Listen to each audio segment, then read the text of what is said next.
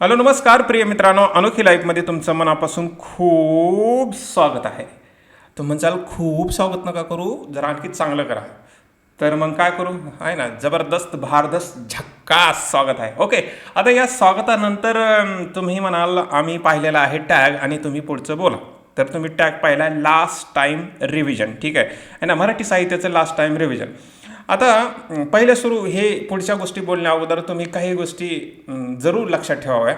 पहिली गोष्ट, लिहिणाऱ्याची मेंटॅलिटी आणि चेक करणाऱ्याची मेंटॅलिटी हे महत्त्वाची असते. तुम्ही म्हणसाल कसं ते सांगा. पहा, तुम्ही पेपर लिहिता, पेपर चेक करणारा चेक करतो. पेपर चेक करणारा काय पाहतो की मुलगा कसा लिहितो, म्हणजे पेपर चेक करणारा पेपर लिहिणाऱ्याची मेंटॅलिटी पाहून त्याला मार्क देतो.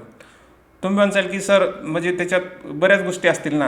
पहा, हा एक एक सर्वसाधारण खेळ आहे.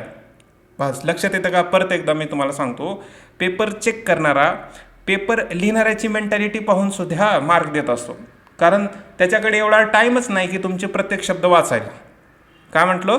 त्याच्याकडे एवढा टाईमच नाही की प्रत्येक शब्द तेवढ्या पेजेस वाचत बसायला तेवढा वेळ नसतो कुणाकडे. म्हणून चेक करणारा हा लिहिणाऱ्याची मेंटॅलिटी समजून सुद्धा मार्क देत असतो. मग आपण उलटं करूया ना. मग दुसरा पॉईंट काय आपल्यासाठी महत्त्वाचा, आपण उलटं करूया की जो चेक करणार आहे तो कशा प्रकारे चेक करेल हे विचारात घेऊन लिहिणाऱ्याने पेपर लिहायचा. येते का लक्षात? मराठी येतं का लक्षात? आम्ही काय म्हणतो पहा, चेक करणारा कशा प्रकारे चेक करेल हे लक्षात घेऊनच लिहिणाऱ्याने तशा प्रकारे पेपर लिहायचा. ओके, समजलं असेल त्याच्यामध्ये. ओके, मग आता हे कसं ध्यानात घ्यायचं पहा, हे महत्त्वाचं आहे. कारण तुम्हाला जर जास्त गुण मिळवायचे असतील थेरॉटिकल पेपरमध्ये तर हा मुद्दा जरूर लक्षात ठेवा. लिहिणाऱ्याने चेक करणाऱ्याची मेंटॅलिटी समजूनच पेपर लिहायचा असतो. मग काय त्याच्यामध्ये काय महत्त्वाचं ठरतं? तुम्हाला हे तर कळलं की तो पूर्ण पेपर वाचणार नाही. मग काय महत्त्वाचं आहे? त्याचं प्रेझेंटेशन. ठीक आहे, प्रेझेंटेशन खूप महत्त्वाचं ठरतं. म्हणजे तुम्ही किती मोठा पेपर लिहिता आहे ना, की किती ॲक्युरेट लिहिता, याच्यापेक्षा प्रेझेंट कसा करता हे महत्त्वाचं ठरतं. तर त्याच्यामुळे साहित्यामध्ये विशेषतः जरूर लक्षात ठेवा, पेजेसचा योग्य वापर करा. Point number 1. ठीक आहे, त्याला एवढं असं नाही वाटलं पाहिजे की खूप कमी शब्दामध्ये लिहिलेलं आहे उत्तर. कारण मराठी पेपरला एक्सप्लेन जास्त करावं लागतं. इंग्लिश पेपरसारखं जास्त नसतं त्याच्यामध्ये की थेट लिहिलं की तुम्हाला जास्त मार्क दिले जातील. नाही, पेजेसचा योग्य वापर करा. ठीक आहे, पहिली गोष्ट आहे. त्याच्यानंतर दुसरं आहे पहा, की जर हेडलाईन असेल तर बॉक्सेस वापरा आहे ना. असं तुम्ही बॉक्स करू शकता, असा बॉक्स आहे ना, असं जसं की प्रश्नपत्रिका, तर त्याला हेडलाईनला मस्तपैकी बॉक्स करा त्याच्यामध्ये. त्याच्यानंतर जिथं वैशिष्ट्ये कार्य लक्षणे म्हटलं असेल तर तिथं पॉईंट वाईज उत्तर लिहा. त्याच्यानंतर योग्य शब्दाखाली अंडरलाईन करा. योग्य शब्दाखाली अंडरलाईन करा, हे खूप महत्त्वाचं ठरतं. त्याच्यानंतर सगळ्यात महत्त्वाचा पॉईंट आहे की सुटसुटीत आहे ना, म्हणजे न खाडाखोड करता लिहा. म्हणजे असं वाटलं पाहिजे, त्याला असं दाखवा की मी लय हुशार आहे. ठीक आहे, पहा तुम्हाला किती येतं मला बी माहीत नाही. ठीक आहे, तुम्हालाच माहीत, असं कोणालाच माहीत नाही. परंतु त्याला तुम्ही दावा की मला लय येतं म्हणून, बाबा रे मी खूप अभ्यास केला आहे, असं त्याला वाटलं पाहिजे. त्याच्यामुळे तर म्हणतात ना, एखादा व्यक्ती 20% अभ्यास करून 100% लिहू शकतो. त्याचं कारणच हे आहे, तो दाखवतो की हे आहे म्हणून. ठीक आहे, हे काही गोष्टी तुम्ही जरूर लक्षात ठेवा. प्रेझेंटेशन खूप महत्त्वाचं ठरतं, विशेषतः हे थेरॉटिकल साहित्यासारख्या पेपरमध्ये. ठीक आहे, मार्क मिळण्यासाठी या छोट्या मोठ्या गोष्टी तुम्ही लक्षात ठेवल्या पाहिजेत. ओके, हा आलं ना ध्यानात? म्हणजे जे आता पेपर लिहिणार आहेत त्यांनी तर हे जरूर लक्षात ठेवायचं की आपल्याला काय येतं ह्याच्यापेक्षा आपण कसं प्रेझेंट करणार आहोत हे महत्त्वाचं ठरतं. कारण बॅक ऑफ माइंडमध्ये तुम्हाला कळलं पाहिजे की तो काही सगळं वाचणार नाही, परंतु जरूर ते शब्द घेईल किंवा जे तुम्ही अंडरलाईन केलेले आहेत किंवा जे त्याला बॉक्स करून दाखवलेले आहेत तो जरूर तो ध्यानात घेईल. ठीक आहे, कारण मार्क त्याच्यामुळेच इम्प्रूव्हमेंट होतात, वाढतात. हे मी बी चेक करतो आणि माझ्या मेंटॅलिटीनुसार बी तुम्हाला सांगतोय आणि तुम्ही ही मेंटॅलिटी लक्षात घेतली पाहिजे. ओके, आता ही गोष्ट तुमच्या लक्षात आली. आता पुढे जाऊया आहे ना. तुम्ही म्हणसाल बाकीच्या गोष्टी बास आहे ना. तर मराठी साहित्याचा अभ्यास करत असताना आता ही लास्ट टाईम रिव्हिजनमध्ये पहिला पेपर आणि दुसऱ्या पेपरमधले काही मुद्दे तुम्ही जरूर लक्षात ठेवायचे की आताच्या जेवढ्या प्रश्नपत्रिका आहेत त्याच्या आधारे आपण हे म्हणू शकतो की हे तुम्हाला आलंच पाहिजे. काय शब्द आहे? आलंच. च पाहिजे हा शब्द आहे. ठीक आहे, काय आलं पाहिजे? तुमचं भाषाचे स्वरूप आणि कार्य याच्यावर प्रश्न येतो म्हणजे येतो.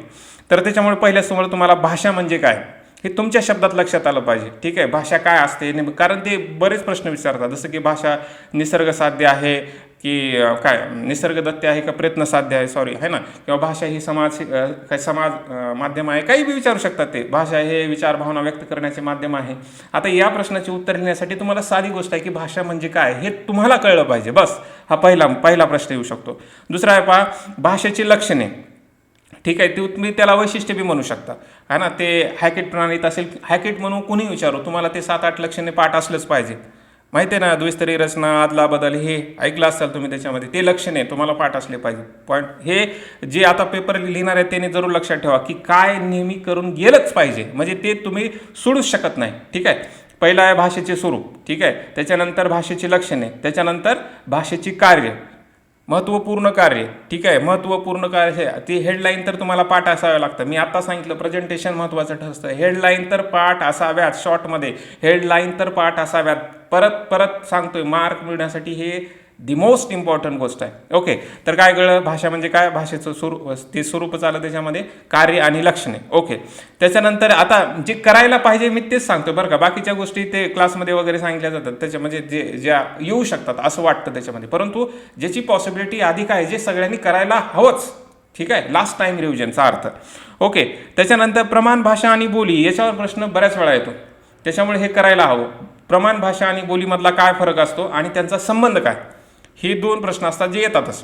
ठीक आहे, मग ते प्रमाण भाषा वेगळं विचारतील, बोली पण वेगळं विचारतील, काय फरक पडत नाही, परंतु हा टॉपिक येतो. ओके, त्याच्यानंतर सामाजिक मापदंडाचा कधीतरी येतो, त्याची काय करायची गरज नाही तुम्हाला, म्हणजे लास्ट टाईमला. त्याच्यानंतर 13व्या शतकातलं जरूर काही वैशिष्ट्य लक्षात ठेवा, 17व्या शतकातले जरूर काही वैशिष्ट्य लक्षात ठेवा. ठीक आहे, ती 10-12 मध्ये जर तुम्ही लक्षात ठेवले तर तुमचं काम हो जाएगा, है ना, असं तुम्ही म्हणू शकता. आता याच्यामध्ये आणखी एक आहे, तो म्हणजे सोसूर आणि चॉम्स्की. सोसूर आणि चॉम्स्कीवर प्रश्न विचारला गेलेला आहे. मध्ये त्यांनी विचारला नाही, परंतु एक लगट विचारायला सुरुवात केली होती, मध्येच त्यांनी बंद केलं. तसंच 13व्या शतकामध्ये UPSC त्यांनी विचारायला सुरू केलं होतं, मध्ये बंद केलं होतं. ओके, परंतु तुम्हाला हे करायचंच आहे. ठीक आहे, त्याच्यानंतर 17व्या शतकाचा आणखी एक पॉईंट करायचं, तो म्हणजे त्याच्यामध्ये असणारा फारसीचा प्रभाव. ओके, तर हा मुद्दा आहे. परत एकदा तुमच्या ध्यानात देतो, कारण मी बी असं होऊ शकतं की मी फास्ट गेलो असेल, तुमच्या ध्यानात नाही आलं असेल. काय काय आहे त्याच्यामध्ये, भाषा म्हणजे काय, ठीक आहे, पहिला मुद्दा, त्याच्यानंतर त्याचे लक्षणे, ठीक आहे, त्याचे कार्य, ठीक आहे, हे मुद्दे. त्याच्यानंतर हे प्रमाण भाषा आणि बोली.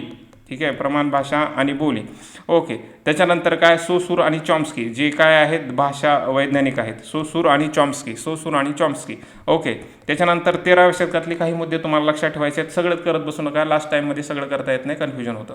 ओके, त्याच्यानंतर 17व्या शतकातले काही मुद्दे आणि 17व्या शतकातला आणखी एक प्रश्न आहे, फारसीचा प्रभाव. एवढं जरी केलात तर तुमचं बरंच कव्हर होतं, आहे ना. तुम्ही म्हणू शकता की तुम्ही 50-60 मार्काला कव्हर करता, एवढं जरी केलं असेल, म्हणजे ते ऑर वगैरे सगळं धरलं तर तुम्ही खरंच चांगले मार्क घेऊ शकता. हे दी मोस्ट आहे.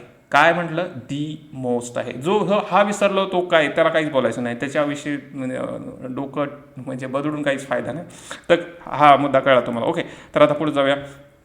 त्याच्यानंतर बोलीमध्ये त्यांनी काय प्रश्न विचारतात, म्हणजे सेपरेट जो बोलीचा टॉपिक आहे त्याच्यामध्ये. आता याच्यात विशेष काही करत बसायचं ना, अहिर आणि डांगी आणि वऱ्हाडी या तिन्ही बोलीचे वैशिष्ट्य, बस एवढाच टॉपिक करायचं. त्यांनी काही विचारू द्या, तुम्हाला तेच लिहून यायचं आहे ना. लास्ट टाइम रिव्हिजनचा अर्थ हाच होतो. ठीक आहे, अहिर आणि डांगी वऱ्हाडी याच्यामध्ये या तिन्हीपैकी एक तरी प्रश्न विचारतात.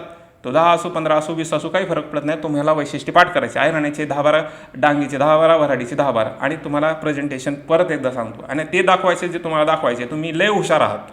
ठीक आहे, हेच दाखवायचे. तर हे तिन्ही बोलीचे वैशिष्ट्य बाकी करत बसू नका. ठीक आहे, लास्ट टाइम रिव्हिजनचा अर्थ हाच होतो. त्याच्यानंतर पुढं आहे व्याकरणाबद्दल. शब्दाच्या जातीमध्ये बरंच काही विचारण्यासारखं आहे, विचारू शकता त्याच्यामध्ये, परंतु एक मूलभूत प्रश्न जो तुम्हाला पाठ असलाच पाहिजे, तो म्हणजे शब्दाच्या जाती किती, कोणत्या, आणि त्याचे प्रकार आणि उपप्रकार. तुम्हाला बाकी येत असो नाही येत असो काही घेणं देणं नाही. ठीक आहे, लास्ट टाइम रिव्हिजनचा अर्थ हाच होतो. परत एकदा सांगतोय, है ना. शब्दाच्या जाती किती आहेत, त्याचे प्रकार किती आहेत, आणि उपप्रकार तुम्हाला माहिती आहेत. नाम सर्वनाम, विशेषण सर्वनाम, म्हणजे ते सगळं ते कळतं ना. प्रयोगामध्ये काय, प्रयोग विचार म्हणजे प्रयोगामध्ये काय, प्रयोग तर सगळ्यात सोपा टॉपिक आहे, जो ह्या गोष्टी समजायलाच हवे. मार्क कसे वाढतात असे सोपे टॉपिक समजून घेतले नाहीत. प्रयोग म्हणजे काय, प्रयोगाचे 3 प्रकार.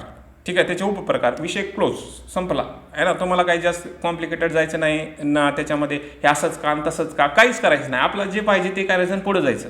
ठीक आहे, मार्क मिळवणं हा मुद्दा काहीच नाही बाकी. ठीक आहे, त्याच्यानंतर विभक्तीमध्ये काय, विभक्ती म्हणजे काय, विभक्तीचे त्याच्यानंतर हे अर्थावरून ओळखावी का कार्यावरून ओळखावी, अशा प्रकारचा एक आहे. आणि त्याच्यानंतर त्याच्यामध्ये द्वितीय मानावी का चतुर्थी मानावी, हे 2 प्रश्न तुम्ही जरूर करा. ठीक आहे, परत एकदा सांगतो पहा. शब्दाच्या जातीमध्ये प्रकार उपप्रकार. शब्दाच्या जाती किती कोणत्या? प्रकार उपप्रकार. प्रयोगामध्ये काय? प्रयोग म्हणजे काय? प्रकार उपप्रकार. ओके. विभक्ती म्हणजे काय? हा एक मूलभूत प्रश्न. ठीक आहे, विभक्ती म्हणजे काय हा एक मूलभूत प्रश्न तुम्हाला त्याच्यामध्ये पाहायला मिळतो. आणि तुम्ही असं बी म्हणू शकता की या प्रश्नामध्ये बरंच काय विचारलं जाऊ शकतं, परंतु ते 2च गोष्टी लक्षात, अर्थावरून की कार्यावरून, ह्या 2च गोष्टी तुम्ही लक्षात घ्यायला हव्या. ओके, तर हा मुद्दा म्हणजे आला असेल तुमच्या ध्यानामध्ये. ओके, त्याच्यानंतर पुढं आहे लोकसाहित्य. ठीक आहे, लोकसाहित्यामध्ये काय म्हणता येतं तुम्हाला परत आहे ना? लोकसाहित्यामध्ये काय म्हणू शकता? लोकसाहित्यामध्ये बरंच करण्यासारखं आहे. लोकगीते, लोककथा, लोकनाट्य, तुम्ही ते करत बसू नका. फक्त लोकसाहित्य म्हणजे काय, त्याच्यानंतर लोकगीताचे वैशिष्ट्य, लोककथेचे वैशिष्ट्य, लोकनाट्याचे वैशिष्ट्य येते ना लक्षात. लास्ट टाईम रिव्हिजनचा अर्थ काय, मी दुसरं सांगतच नाही इथं क्लाससारखं जातच नाही मी, फक्त तुम्हाला लास्ट टाईम रिव्हिजन सांगतोय.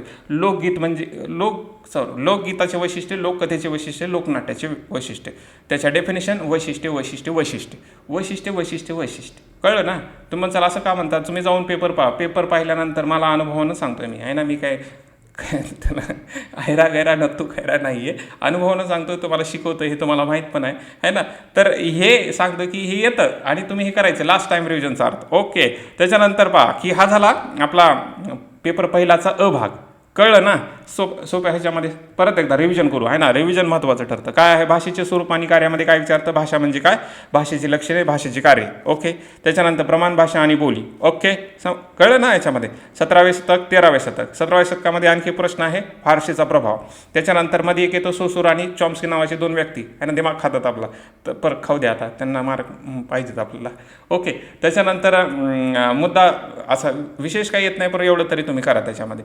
पुढं जर बोलात बोली बदल, तिन्ही बोलीचे वैशिष्ट्य, स्वरूप वैशिष्ट्य हाच प्रश्न येतो, तर तुम्हाला त्याची वैशिष्ट्ये. त्याच्यानंतर त्या व्याकरणावर जर तुम्ही विचार केला तर शब्दाच्या जातीमध्ये प्रकार उपप्रकार, प्रयोगाचे प्रकार उपप्रकार, विभक्ती म्हणजे काय, अर्थावरून ओळखावी का कार्यावरून ओळखावी, ठीक आहे, तिच्या स्वरूपावरून ओळखावी, तीच आहे प्रश्न तो. आणि मग दुसरा एक प्रश्न आहे, द्वितीय मानावी का चतुर्थी मानावी. ज्याने अभ्यास केला आहे त्यांना माझं म्हणणं कळत असेल. ठीक आहे, सगळ्यात सोपं मराठी साहित्य. ओके, त्याच्यानंतर पुढं आहे पेपर पहिलाचा भाग बी, आपण पाहिला. भाग ब, आता याच्यामध्ये किचकट भाग आहे, परंतु तुम्हाला सिम्प्लिफाय करून मी सांगतो. ठीक आहे, आता महानभ पंथामध्ये तुम्ही म्हणसाल की काय काय विचारलं जातं. पहिलं सुरू तर तुम्ही महानभ पंथ थोडक्यात तुम्हाला लक्षात असलंच तसा तुम्ही अभ्यास करता म्हणून. परत त्याच्यामध्ये तुम्ही साती ग्रंथ, आहे ना, हा जो शब्द ऐकला असाल तो महत्त्वाचा आहे, विशेष करून साती ग्रंथ. ठीक आहे, त्याच्यावर तुम्ही जरूर फोकस करा. तसं तुम्हाला गद्य आणि पद्य पण हा प्रश्न येतो महानभ पंथामध्ये, पर साती ग्रंथावर जरूर लक्षात ठेवा. किंवा जो लीळाचरित्र आहे त्याच्यावर बी प्रश्न विचारला जातो. विचारायला भरपूर विचारतात, परंतु आपल्याला महत्त्वाचा आहे साती ग्रंथ महानभ पंथामध्ये. ओके, त्याच्यानंतर वारकरी संप्रदायामध्ये 4 व्यक्तीवर प्रश्न मूलभूत असतो. संत ज्ञानेश्वर, संत तुकाराम, लक्षात ठेवा, संत ज्ञानेश्वर, संत तुकाराम, संत एकनाथ आणि संत नामदेव यांच्याविषयी प्रश्न विचारतात ते, जर व्यक्तीविषयी विचारायचं असेल. आणि याच्या व्यतिरिक्त मग वारकरी संप्रदाय, हे समतेचे अधिकारी होते, काही विचारतील. वारकरी संप्रदाय तुम्हाला आला पाहिजे. वारकरी संप्रदायाचे काही मुद्दे तुमच्या लक्षात आले की तुम्ही काही लिहू शकता. ठीक आहे, लिहू शकता, फक्त हेडलाईन व्यवस्थित द्या, झक्कास वाटली पाहिजे त्यांना, आहे ना, म्हणजे पटलं पाहिजे. ठीक आहे, पटलं तर घ्या. ओके, पंडित कवीला तुम्ही जास्त फोकस करू नका, कारण ते असं विचारतात वारकरी आणि पंडित कवीमध्ये फरक वगैरे किंवा त्यांची वैशिष्ट्य वगैरे अशा प्रकारे विचारला जातो. म्हणजे लास्ट टाईम करण्यासारखं तुम्ही अगोदर करून ठेवलेलं असेल त्याच्यामध्ये, परंतु करण्यासारखं तेवढं विशेष नाही वाटत. परंतु काही वैशिष्ट्ये लक्षात असली पंडित कवितेची तुमचं काम भागतं. त्याच्यानंतर शाहिराचा प्रश्न पण हा म्हणजे कधीमध्ये येणारा प्रश्न आहे, तरी पण तुम्ही लक्षात ठेवता. शाहीर म्हणजे काय, शाहिरीचे 2 प्रकार असतात, आहे ना, लावणी आणि पोवाड्या. बस तुम्ही तेवढं लक्षात ठेवा. बाकीच्या भरपूर गोष्टी करण्यासारख्या आहेत, परंतु ते लास्ट टाईम सारख्या नाहीत. बखर साहित्य 100% करायचं, लास्ट टाईम असो कसं असो. ते बखर साहित्याला काही वेळच लागत नाही त्याच्यामध्ये. बखर साहित्य की इतिहास की कल्पित, हा एकच प्रश्न असतो. काय तुम्हाला लक्षात येतं का, अभ्यास करणारा हे सहज लक्षात येतं की बखर साहित्य इतिहास की कल्पित, हा एकच प्रश्न असतो. ते आलटून पालटून शब्द बदलून कसे बी विचारतील, फक्त हाच प्रश्न असतो तो. ठीक आहे, तर हा तुम्हाला कळलं पाहिजे बस. तर हे 1818 इतिहास असतं. त्याच्यानंतर आता हा जो भाग आहे ना, हा सगळ्यात कॉम्प्लिकेटेड भाग आहे. ज्याचा दिमाग चालतो ना व्यवस्थित त्याने याच्यात दिमाग जास्त घालायचा नाही. ठीक आहे. तुम्हाला जर वाटत असेल ना आपल्याला जास्त मार्क मिळवायचे याच्यात दिमाग जास्त घालायचंच नाही आहे ना. वरच्या मुद्द्यामध्ये तुम्ही देऊ शकता, भाषेचे स्वरूप म्हणजे पहिल्या भागामध्ये जास्तीत जास्त वेळ खर्च करू शकता. तरी ह्याच्यात करण्यासारखं आहे काय आहे तर म्हणजे मी लास्ट टाईम रिव्हिजनच्या दृष्टिकोनातून सांगतोय. ठीक आहे, लास्ट टाईम रिव्हिजनच्या दृष्टिकोनातून सांगतोय. ते काय की हे आहे दलित साहित्य म्हणजे काय त्याचं वेगळेपण, ग्रामीण साहित्य म्हणजे काय त्याचं वेगळेपण. ओके, तर हा एक मुद्दा आहे. आणि सगळ्यात जास्त करण्यासारखा म्हणजे स्त्रीवादी साहित्याचा आहे ना. स्त्रीवादी साहित्यावर प्रश्न विचारला जातो, तो तुम्ही करा. ठीक आहे. आणि जास्तच तुम्हाला आणखी वाटत असेल तर करू का, तर माझ्या मते गपचे बसा. ठीक म्हणजे खरं तुम्ही हसताय, परंतु हे असा टॉपिक आहे 1850 ते 1980 मध्ये काही विचारलं जाऊ शकतं. काही विचारलं जाऊ शकतं, त्याला काही मर्यादाच नाही. रिपिटेशन खूप कमी आहे ह्याच्यात. त्याच्यामुळे जे करण्यासारखं आहे ते करू शकता. बाकी काय राम भरोसे अशी गोष्ट आहे त्याच्यामध्ये. म्हणजे तुमच्याकडे वेळ असेल तर मग याच्यातले म्हणजे कविता म्हणजे काय, कादंबरी कसं असतं, नाटकाचे टप्पे, कथेचे टप्पे हे बघू शकता. वेळ असेल तर तुम्हाला वाटत असेल की देऊ शकतो तर द्या, काय फरक पडतो त्याच्यामध्ये. कारण आपल्याकडे दुसरे टॉपिक आहेत म्हणून मी तेवढा तर वेळ देणार नाही. म्हणजे मी जर तुमच्या जागी असतो तर मी तेवढा दिमाग खाल्लाच नसता याच्यामध्ये. जाऊ दे बाबा आहे ना, जे करता येईल ते करा. त्याच्यानंतर साहित्य समीक्षामध्ये आता हे जे करण्यासारखं आहे याच्यामध्ये तुम्हाला साहित्याचं स्वरूप म्हणजे साहित्य म्हणजे काय नेमकं असतं कसं, प्रकार उपप्रकार आणि त्याचं कार्य, हा must last time revision must. ठीक आहे. त्याच्यानंतर समीक्षा म्हणजे काय, समीक्षेचे प्रकार किंवा समीक्षेची थोडक्यात माहिती तुम्हाला माहिती असली पाहिजे. बस त्याला तुम्ही समीक्षेच्या पद्धती बी म्हणा, हे माहीतच असलं पाहिजे. त्याच्यानंतर साहित्य, संस्कृती, समाज आणि भाषा. इथं भाषा शब्द नाही आहे, परंतु हा टॉपिक इकडून किंवा तिकडून कसा तरी म्हणजे आपण म्हणतो ना की सरळ खाल्लं काय वाकडं फिरून खाल्लं काय, तशा प्रकारचा हा टॉपिक आहे. तुम्हाला जर साहित्य म्हणजे काय, संस्कृती म्हणजे काय, समाज जर माहीत असेल तर हे तुम्हाला उत्तर लिहिता येतं. ओके, तर हे लास्ट टाईम करण्यासारखं तुम्हाला गोष्टी सांगितलेल्या आहेत. लक्षात आल्या का, आले असतील तुम्हाला आहे ना. हा पेपर पहिल्याचा ब भाग होता आहे ना. पेपर पहिल्याचा ब भाग हा तितका महत्त्वाचा नाही जेवढा अ भाग महत्त्वाचा आहे. येतं का लक्षात, आलं का तुमच्या ध्यानात, आलं माझ्या ध्यानात आहे ना. काय म्हटलं मी, पेपर पहिला याचा ब भाग जितका महत्त्वाचा नाही त्याच्यापेक्षा अ भाग महत्त्वाचा आहे ना. ज्याला रणनीती, स्ट्रॅटेजी वगैरे ज्यांनी माझे व्हिडिओ अगोदर ऐकले असेल त्यांना हे कळलं असेल मी असं का म्हणतोय मी. ठीक आहे, जे नवीन आहेत त्यांनी घाबरू नका, आपल्याला खूप वेळ आहे. ठीक आहे, ठीक आहे. ओके, तर आता हा पेपर पहिला संपला विषय. एवढं रिव्हिजन केलात तर तुम्ही असं छातीत ठोक जाऊ शकता परीक्षेमध्ये, हा मला येतं काहीतरी. खरं सांगतो मी, तुम्ही एवढं जर केलात तर तुम्हाला चांगले मार्क मिळतात. येस, ऑब्वियसली एवढं जरी त्याच्यात तर म्हणतात ना 20% करणारा 100% घेऊन येतो. दिमाग पाहिजे, फक्त दिमाग वापरा, तुम्हाला आहेच ऑलरेडी, वापरा फक्त. ओके, त्याच्यानंतर पहा की आता पेपर दुसरा सगळं तुमच्यावर डिपेंड करतो बरं का. परंतु काही गोष्टी लक्षात ठेवण्यासारख्या त्या म्हणजे पहिल्या सुरू की हे जरूर पाठ करा की जेवढे 18 पुस्तकं आहेत त्याचे लेखक कोण. ठीक आहे, परत तुम्हाला सांगतो पहा, तुमचं इंट्रोडक्शन असंच असलं पाहिजे की लेखक कोण आणि त्याचं वैशिष्ट्य. हे मी म्हणजे जे आपले लेक्चर चालू असतं ना त्याच्यामध्ये मी सांगत असतो की हे तुम्हाला करायचंच पाहिजे. 18 पुस्तकाचे लेखक आणि त्या लेखकाचं वैशिष्ट्य. ठीक आहे, ही पहिला मुद्दा कळतं ना. म्हणजे लेखक, ते पुस्तक आणि त्याचं वैशिष्ट्य, पुस्तकाचं वैशिष्ट्य नाही, आधी लेखकाचं वैशिष्ट्य. ओके, हा मुद्दा आहे त्याच्यामध्ये. त्याच्यानंतर पहा की हा सगळ्याला लागू होतो. पेपर पहिला म्हणजे गद्य भाग असो, पद्य भाग असो. ओके, दुसरा मुद्दा है ना, लास्ट टाईम रिव्हिजनसाठी सांगतोय मी. तुम्ही बाकी दुसऱ्या, कारण हे पुस्तक तुम्ही वाचलेच असले पाहिजेत. नसेल तर मी काही म्हणू शकत नाही, मला माफ करा आहे ना, मी नाही त्यातला. होय, तुम्ही वाचलेच पाहिजे, याच पर्यायच नाही. जे पर्याय नाही ते पर्याय नाही आहे त्याच्यामध्ये, वाचलेच पाहिजेत. ठीक आहे, तर वाचलेले आहेत असं मी कन्सिडर करतो. तर लेखकाचं नाव, ठीक आहे, आणि त्याचं वैशिष्ट्य, त्याचं पुस्तक हे तुम्हाला माहीत असलं पाहिजे. असं नाही की एक पुस्तक आहे त्याचं दुसरंच नाव आहे ना, असं तुम्ही करायला लागला, तसा नका करू तुम्ही. मग पुढच्या त्या व्यक्तीच्या नजरेने एकदम कुचकामी ठरतं. अरे याला पुस्तकाचं नाव आणि लेखकच माहीत नाही तर मी मार्क कसा देऊ, असा प्रश्न निर्माण होतो. म्हणून तर तुम्हाला म्हटलं ना, तो चेक करणारा आहे ना, लिहिणाऱ्याची मेंटॅलिटी पाहत असतो. तुम्हाला कळते का हा शब्द माझा, चेक करणारा लिहिणाऱ्याची मेंटॅलिटी पाहत असतो की हा किती पाण्यात आहे, त्याला कळतं लगेच, कारण त्याचा अभ्यास तेवढा असतो. ठीक आहे, ओके. तर पहिला मुद्दा तो तुम्हाला कळला की हा लेखक पुस्तक. दुसरा मुद्दा काय याच्यामध्ये, दुसरा मुद्दा आहे पहा याच्यात की जे गद्य असो, पद्य असो, का म्हटलं पा, जे गद्य असो, पद्य असो, तुम्हाला त्यांचे उदाहरणं माहीत असले पाहिजेत. 15 ते 20 मार्काचा जो प्रश्न आहे ना, तो उत्तर लिहिण्यासाठी तुम्हाला म्हणजे गद्य असो, पद्य असो, त्याचं उदाहरण माहीत असले पाहिजेत. उदाहरण म्हणजे मधुदाहरण, त्याच्यातले काही मुद्दे, काही त्याच्यातले पात्र हे तुम्हाला माहीत असायलाच पाहिजे. त्याच्यानुसार ते स्पष्ट होतं की तुम्ही ते पुस्तक वाचलेलं आहे. ओके, आता त्याच्यानंतर आता पद्यामध्ये काय प्रत्येक जे कविता संग्रह आहेत आपल्याकडे 9 कविता संग्रह आहेत, 9 कविता संग्रहामधल्या 4-4 ओळी जरी तुम्हाला पाठ असल्या पाहिजेत, म्हणजे ॲटलिस्ट एका कविता संग्रहात 4 ओळी पाठ असल्या पाहिजेत. 4 तरी ओळी ॲटलिस्ट म्हणतो, 4 ओळी तेवढ्या तर पाठ करू शकता मित्रांनो, आहे ना. एवढ्या म्हणजे लास्ट टाईमसाठी तेवढ्या म्हणजे एकदम मुखपाठ, की हा पुस्तक आलं की ह्या ओळी तुम्हाला पाठच असाव्या. तसे तर 2 जर गेलात तर सोन्याहून पिवळं, 3 जर गेलात तर चांगलंच चांगलं, आहे ना. आणखी काय बोलू, आहे ना. परंतु हे तुमचं इसेन्शियल सांगतो, लास्ट टाईम सांगतो, हे तुम्हाला माहीतच असलं पाहिजे. ठीक आहे, तर हा मुद्दा झाला. त्याच्यानंतर पहा की आता पेपर 2मध्ये लिहित असताना हे 2 गोष्टी तुम्हाला कळल्या की बाबा हे असं असं असं असलं पाहिजे याच्यामध्ये, कारण याशिवाय भागत नाही. आता 15 ते 20 मार्काचे जे प्रश्न येतात ना, त्या प्रश्नामध्ये एक मुद्दा असतो पहा, वाङ्मय. म्हणजे प्रत्येक टॉपिकला तुम्ही इनडायरेक्टली वाङ्मय कन्सिडर करू शकता, कारण त्याच्यातलं वाङ्मय तुम्हाला लिहायचंच असतं. ठीक आहे, तर जरूर लक्षात ठेवा की एखाद्या पुस्तकामध्ये कुठल्या प्रकारची शैली आहे, म्हणजे उदाहरणार्थ तुम्ही म्हणू शकता की वास्तववादी आहे, आदर्शवादी काय आहे, स्त्रीवादी आहे, कसं आहे, हे जे आपण म्हणतो ना भाषा किंवा त्याची लिहिण्याची शैली, हे तुम्हाला माहीतच असलं पाहिजे. हा मुद्दा जरूर लक्षात ठेवा. ठीक आहे, कळतं ना. ज्यांनी अभ्यास करतात त्याला कळतं पहा, ज्यांना अभ्यास केले नाही आणि ज्यांना कळत नाही त्यांनी थोडासा वेळ घ्या, है ना. घाबरून जाऊ नका. मराठी साहित्यासारखं काही सोपं नाही, कारण ती आपली भाषा आहे, मातृभाषा आपली आई आहे, ती खूप सोपी आहे. तुम्हाला फक्त ते लोकांनी असं सांगितले की काहीतरी वेगळं आहे ना, मी सांगतो. ठीक आहे, तर दुसरी गोष्ट पाहायच्यामध्ये आता पहिला झाला वाङ्मयाचा भाग. त्याच्यानंतर इथले जे उत्तर आहेत ना, नेहमी याच्यामध्ये लिहायचे, परिच्छेदामध्ये लिहायचे, पॉईंट वाईज लिहू नका. ठीक आहे, पॉईंट वाईज लिहिलात तर त्याची मेंटॅलिटी खराब होते. ठीक आहे, त्यानं म्हणजे एखादा मार्क देऊ शकतो, परंतु जे आपण म्हणतो ना की जो अभ्यासक आहे त्याला कळतं की उत्तर पॉईंट वाईजमध्ये कसं, म्हणजे एक्सप्लेन कसं करणार तुम्ही.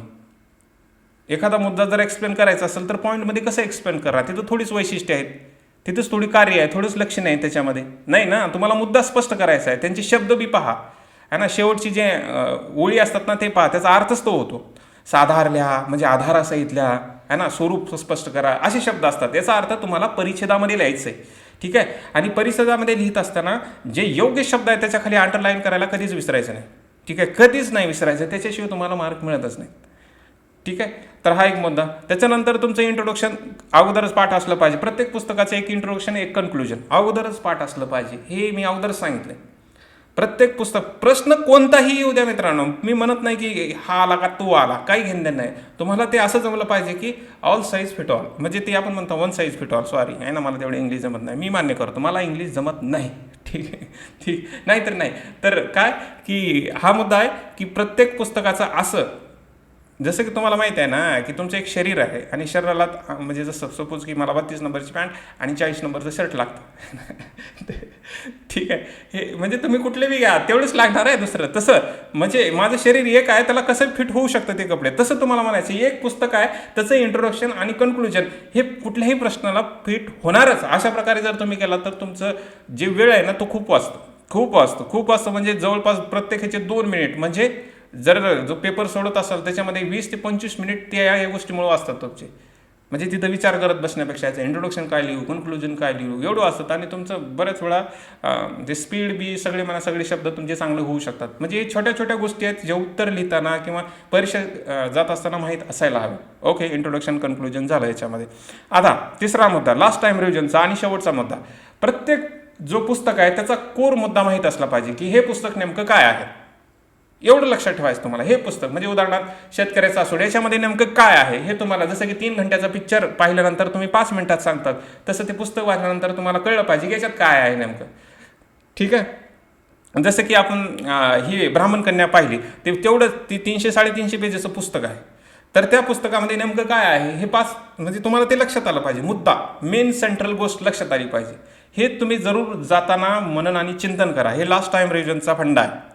ठीक आहे, आता कवितेमध्ये कसं करणार, कवितेमध्ये तुम्ही बायफर्केशन करू शकता की उदाहरणार्थ ग्रेसच्या कवी आहेत, आता ग्रेसचा कवी ग्रेस नेमका आहे कसा त्या संध्याकाळच्या कवीमध्ये, मी महाकवी दुःखाचा म्हणतो तो आहे ना. मग तसं दिसतं का, तर ते जरा तुमचं मनन आणि चिंतन असलं पाहिजे. उदाहरणामध्ये जर सांगायचं झालं, त्यांचा कुठलाही प्रश्न येऊ द्या, त्या प्रश्नाला तुम्ही दुःख मध्यवर्ती ठेवायचं आणि उत्तर लिहायचं, उत्तर बरोबरच येतं. म्हणचाल असं कसं, तुम्ही अभ्यास करून पहा, आहे ना. जो अभ्यास करतो त्याला हे कळतंच, आहे ना. दुःख मध्यवर्ती ठेवा, उत्तर लिहा, काम झालं तुमचं. होतं असं तुम्हाला म्हणतोय मी त्याच्यामध्ये, आहे ना. तर हे मुद्दे काही तुमच्या लक्षात आले असतील. ठीक आहे. आता मी काही जास्त बोलत नाही, कारण तुम्ही म्हणसाल की तुम्ही जास्त बोलताय आणि आमचा वेळ खाताय, है ना. आणि होतं ना असं. आता याच्यापेक्षा जास्त जाणायचं असेल तर आपली क्लास आता म्हणजे येणाऱ्या काळामध्ये येतीलच, आहे ना. जूनमध्ये लाईव्ह वगैरे बॅच होतीलच त्याच्यामध्ये, म्हणजे ज्यांना डिटेल वगैरे करायची किंवा येणाऱ्या काळामध्ये करायची तिथं पाहू आपण. परंतु हे लास्ट टाईम रिव्हिजनचा फंडा होता. तरी पण एवढं करून जरी काही जणांच्या लक्षात आलं नाही, काही घाबरहुंडी होत असेल, म्हणजे स्वतःचीच उचल मांगडी होत असेल, काहीतरी होत असेल, तर प्लीज मला कॉल करा आणि मी तुम्हाला खरंच समजावून सांगेन. ठीक आहे, जरूर कॉल करा. ओके, तर इथं थांबूया. स्वतःची काळजी घ्या, स्वतःवर प्रेम करा. धन्यवाद मित्रांनो. ओके.